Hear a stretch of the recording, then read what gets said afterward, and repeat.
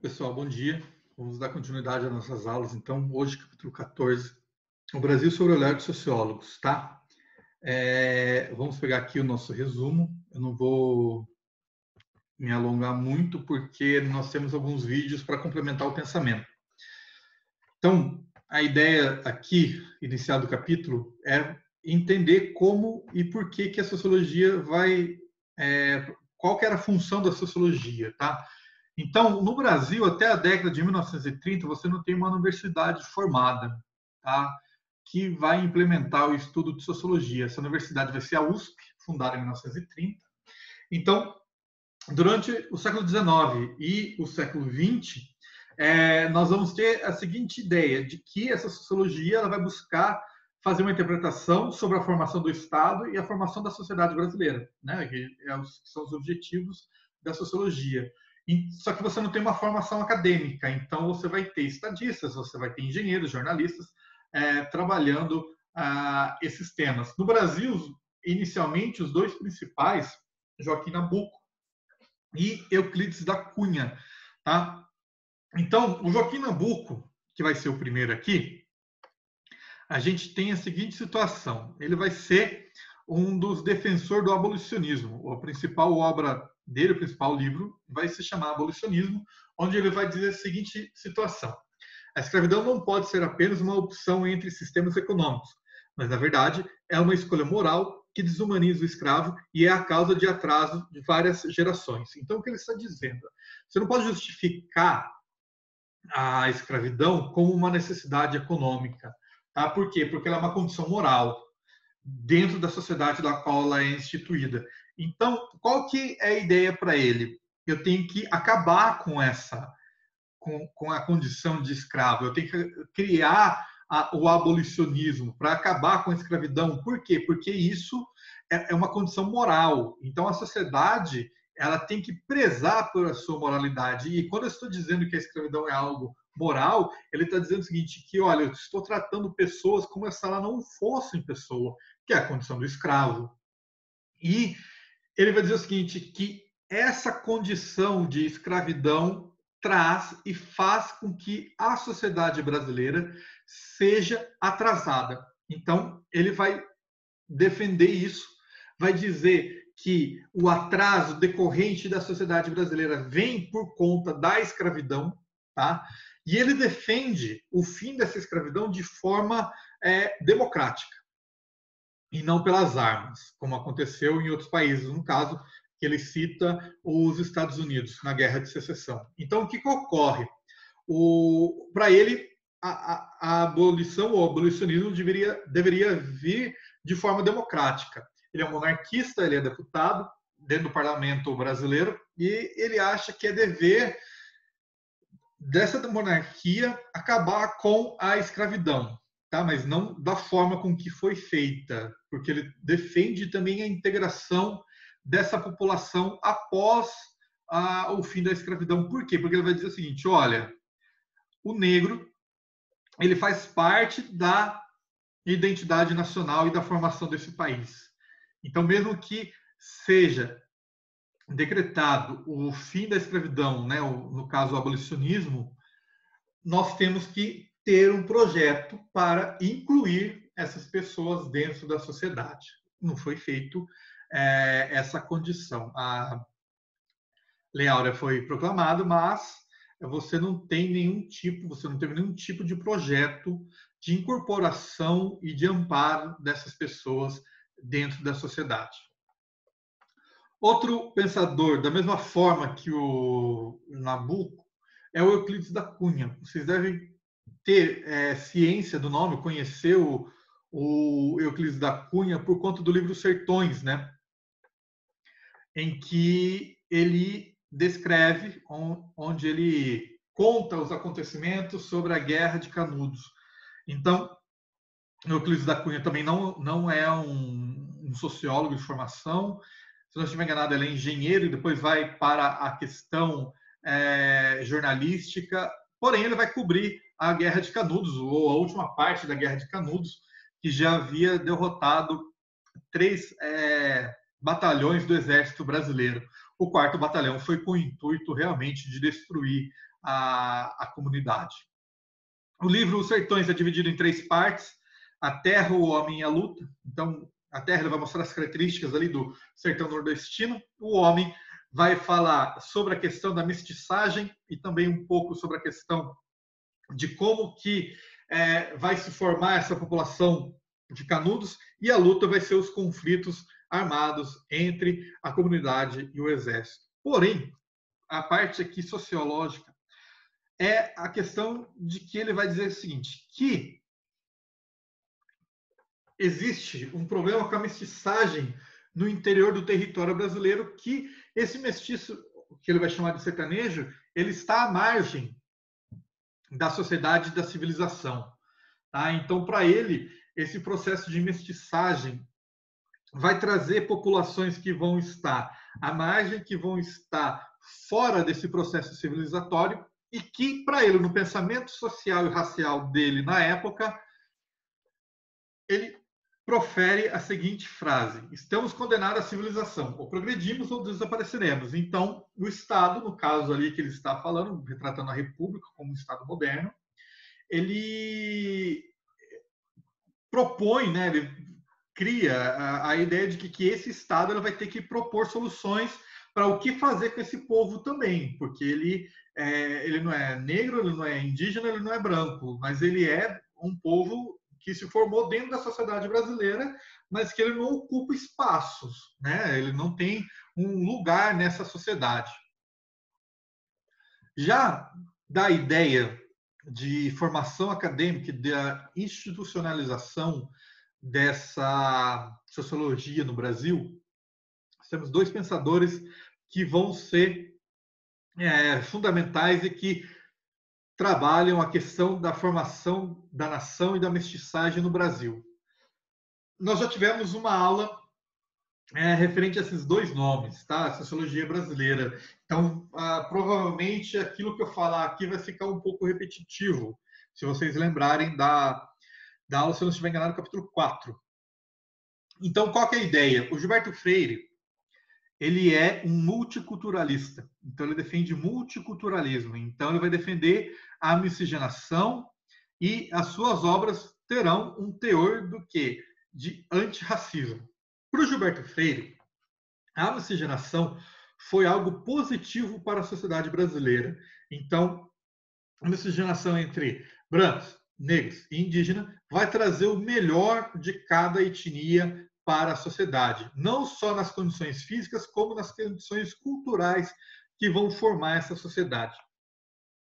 Ele vai analisar no livro Casagrande Senzala a ideia do quê? De que quando a gente fala de Casagrande, quando a gente fala da colonização brasileira, né, a gente tem que entender que o luxo que se pensa que existia na época era incompleto, porque você poderia ter alguns quartos luxuosos, ou alguns cômodos da casa, mas o restante era a casa normal, com material de segunda, com feitos de barro, madeira. Então você tinha uma coisa assim bem rústica, né? A alimentação era uma coisa também própria ali daquela fazenda, daquele engenho, né, se a gente pudesse falar. A alimentação do senhor e do escravo partiam da mesma base, né? A principal parte, ou a principal base da alimentação do Brasil colônia é feijão, mandioca, farinha, relacionado ao quê? Aquilo que eles tinham disponível na época. E uma condição que ele trata, que ele vai falar que isso foi fundamental para o processo de miscigenação, é a ideia de que o português ele não vai ter um impedimento relacionado às raças para promover a miscigenação. Na verdade, o que ele vai dizer que as mulheres europeias vinham um pouco para cá, as que vinham porque já tinham um casamento ou já tinham alguma coisa acertada. Eram um pouco as mulheres europeias que vinham para fixar ou para tentar uma vida aqui na colônia. Quando isso acontecia, né, então esse senhor, esse nobre português ou qualquer outro funcionário, o branco, né? Ele vai casar com essa mulher, mas aqui na Casa Grande Senzala ele está falando do senhor. Esse senhor vai se casar com essa mulher, vai ter filhos com essa mulher, porém, a satisfação sexual, né, o seu desejo sexual, ele não vai satisfazer com ela. Ele vai procurar as mulheres indígenas e as mulheres negras. Tá? E isso, para o Freire, vai ser o processo que vai desencadear a miscigenação. Tá? E ele vai dizer o seguinte: isso ocorre porque o próprio português já é mestiço dentro da Europa. Tá? Então, ele não tem impedimento nesse processo. O Freire, ele vai ser criticado por conta dessas condições, por conta desses pensamentos, porque ele vai dizer, porque ele não critica a violência explícita nesse processo, tá? Então, a crítica que se faz ao Gilberto Freire é a ideia que ele ameniza a violência no processo de colonização. Ele não vai considerar os atos sexuais, no caso, o estupro da mulher negra e da mulher indígena, na condição ou na sua análise. Ele vai dizer que isso foi um processo que acontecia naturalmente. Então, a gente tem que ter essa crítica. Porém, a ideia do Freire é o multiculturalismo. Tá? Então, você tem um lado da análise em que ele acerta, em que ele tem o seu ponto de análise, porém, você tem que fazer essa crítica, a gente tem que entender isso. Para finalizar, a análise do Freire, que foi colocada, ele vai trazer a ideia de democracia racial. O que seria isso? Ele não diz isso no livro Casa Grande Senzala, porém, os estudos do Freire vão mostrar ou vão dar uma ideia de que o Brasil estaria pronto para se constituir como democracia racial. Tá? E na apostila traz uma parte de uma entrevista dele falando sobre isso, mas assim, ele não propõe a democracia racial, ele diz que o Brasil estaria pronto, estaria caminhando para uma democracia racial, porque o processo de miscigenação trouxe benefícios à população e impediu que houvesse um racismo descarado, marcado como em outros processos de colonização. Então, o Brasil estaria a caminho de superar esses processos. O Sérgio Buarque de Holanda tem uma visão um pouco diferente. Tá? O Gilberto Freire ele é multiculturalista e o Sérgio Buarque de Holanda ele vai ser weberiano. Então, vai pegar o tipo ideal e vai analisar o processo de formação e de colonização brasileira. Ele vai dizer o seguinte, ó, a colonização brasileira parte do patrimonialismo ibérico. A ideia de que aqui a condição ou as relações entre público e privado, em relação entre o que é do Estado e o que é do particular, está relacionado ao patrimonialismo. Tá? Então, o que ocorre? Eu posso, né, eu não tenho aquele estado burocrático ocidental do Weber, que a gente viu na última aula, mas, por exemplo, se eu conheço um de vocês, eu posso dizer assim, não, vem aqui, a gente dá um jeitinho, a gente arruma aqui, você me dá um dinheiro por fora e a gente ajeita o que você está precisando. Então, ele vai dizer o seguinte, olha, o patrimônio manda. Né? A ideia do que? De patrimonialismo. Junto com o patrimonialismo vem o quê? Vem o patriarcalismo ou a sociedade paternalista. Então, o que vai acontecer? Eu vou formando essa sociedade brasileira de acordo com o jeitinho, uma sociedade em que a figura paternal, ou no caso aí do homem, é a figura central, e ele vai tocar na questão da cordialidade. Ele vai dizer o seguinte, o brasileiro é um homem cordial, tá? Tanto na questão positiva quanto na questão negativa. Exemplo clássico, semana passada, você não teve o caso da mulher que foi questionada com um fiscal sanitário no Rio de Janeiro, que quando falou cidadã, ela falou, cidadã não, sou engenheiro civil. entendeu? Então, o que significa isso? Você sabe com quem você está falando? Né? Eu coloco o meu patrimônio, a ideia do que da minha cordialidade impulsiva para dizer o seguinte: olha, eu sou melhor que você. Você sabe com quem que você está falando? Você sabe de quem que eu sou filho? Para mostrar o quê? Uma condição de autoridade. Né? E isso é claro no brasileiro. O brasileiro, ele diz que ele é cordial, que ele é generoso, tal, não sei o quê, mas na verdade ele é violento e autoritário. Mas ele esconde isso. Ele demonstra isso quando ele tem que enfrentar um problema ou quando ele é questionado na condição aqui de cumprir as suas leis. Por isso, ele não gosta da legitimidade racional do Estado.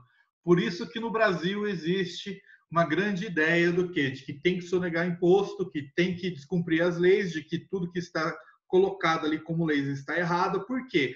Porque eu quero ter um jeitinho do quê? De burlar isso. Tá? Eu não aceito a burocracia como algo racional.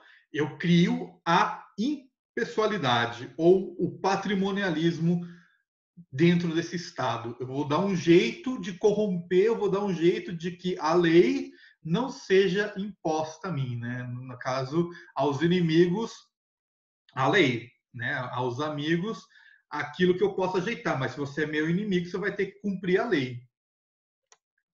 Dois nomes agora que são novos. Florestan Fernandes, já do século XX, né? Metade do século XX, ele vai fazer uma análise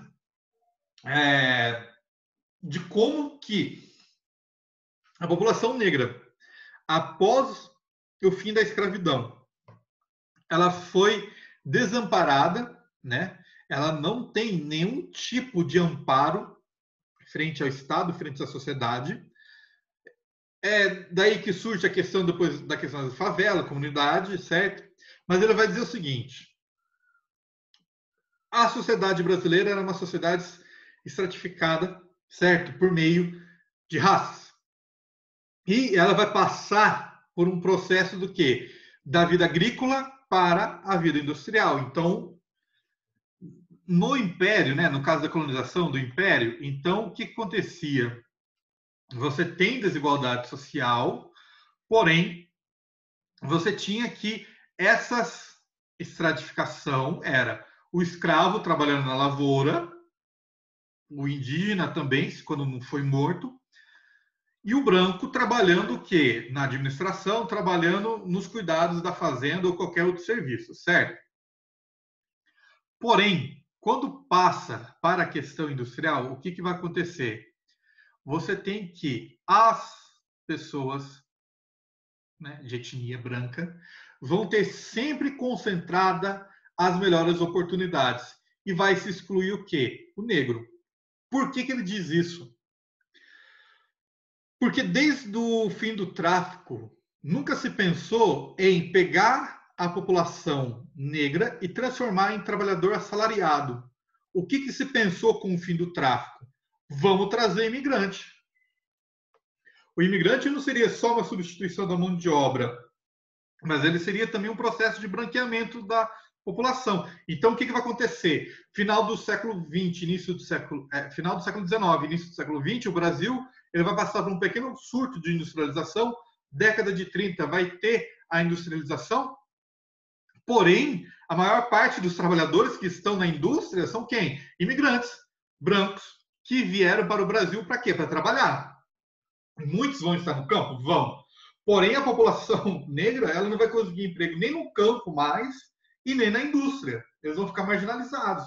Então, ele vai dizer o seguinte, olha, há um processo estrutural na sociedade brasileira para excluir o quê? O negro da força de trabalho e do mercado de trabalho.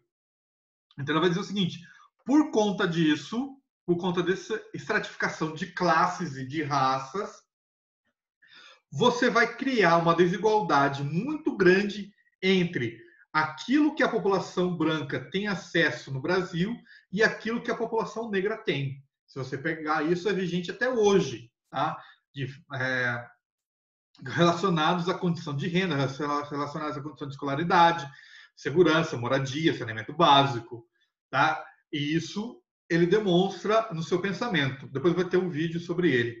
E o Darcy Ribeiro, ele no livro O Povo Brasileiro, ele vai mostrar, tá, a ideia do que de miscigenação, ele vai pegar região por região, vai analisar como se deu o processo de miscigenação, desde da questão colonial. Porém, a ideia para ele é, beleza, a gente constituiu um país único, com cultura única, com uma etnia única. Mas esse processo não foi pacífico.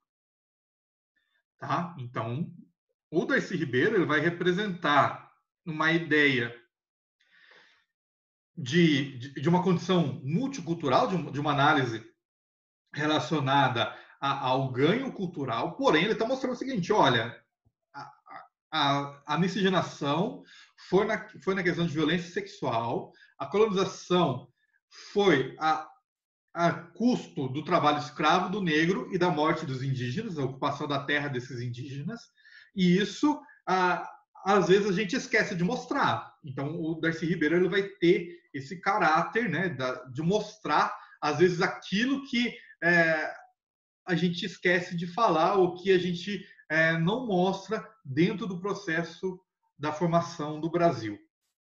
São 3 vídeos pequenos, tá, que eu vou colocar junto com essa videoaula relacionado a 3 pensadores, Sérgio Buarque, a Florestan Fernandes e a Darcy Ribeiro.